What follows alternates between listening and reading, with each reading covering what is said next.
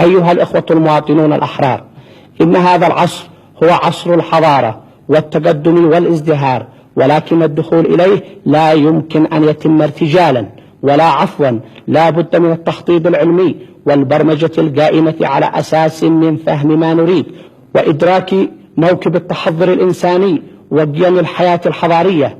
أما بالنسبة للجانب الثاني وهو التمويل للخطة الخمسية، فلا بد أن يستقر في الأذهان أننا اليوم دولة مهما كانت ظروفنا، ومعنى هذا أننا لم نضع خطتنا الخمسية لكي نقول لغيرنا تفضلوا فاعطونا، بل على العكس وضعنا خطتنا لنقول لأنفسنا نحن اليمانيين المسؤولون عن تنفيذ هذه الخطة، فهي تخصنا وتهدف إلى تحقيق الرخاء والسعادة لنا. البلد يا أيها المغوار مثلك يفتقد، أنت الشهيد الحي والليث الأسد، ستظل حيا في القلوب إلى الأبد.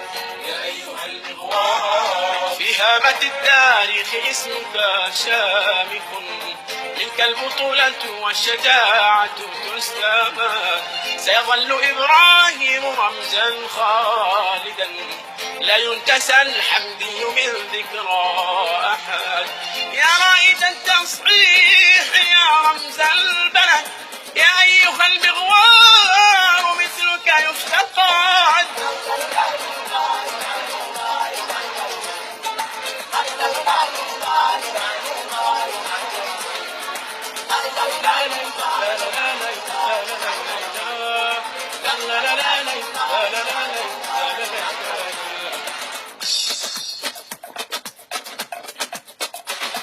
شهم يماني شجاع قائد، وبهيبة العظماء والمجد الفرد، كم كان عهدك بالحياة مبشرا، قد خلد التاريخ عهدك واعتمد.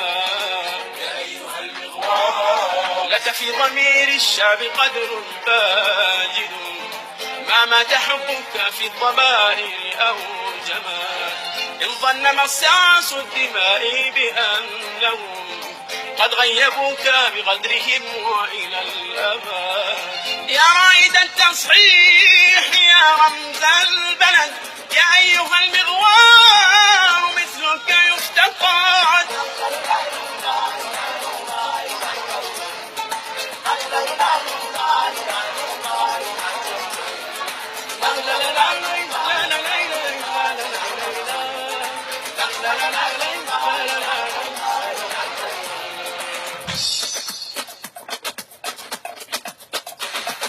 هيهات إن الشعب حي حاضر، سيحاكم السفاح لو طال الأمان، فالشعب واف والوفاء شعاره، وعلى خطاك الشعب ماض ما شراد. يا أيها المغوار نم في جنان الخلد يا ليث الوغى، تغشاك رحمة ربنا الفرد الصمد، إهناك يا فخر العروبة كلها، لا نام جفن للجبال ولا رقاد.